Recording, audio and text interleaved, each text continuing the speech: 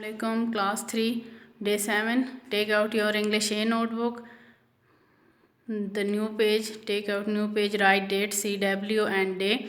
After that, write unit number 2, lesson 3, topic, and note down these words meaning in your notebook. Okay, class, after words meaning, this is your homework. Write topic, unit, words, sentences, heading on a new page.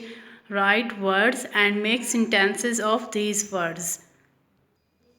Also note down the diary, D-I-A-R-Y. There is Y is missing here.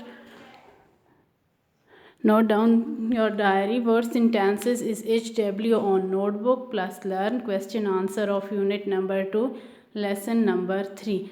We are doing now. Okay, class, after homework, after words sentences, now open new page, write date, CW day, day 7, unit 2, lesson 3. Note down, answer the question in your English A notebook, and the diary is done. Word sentences is HW plus learn these questions.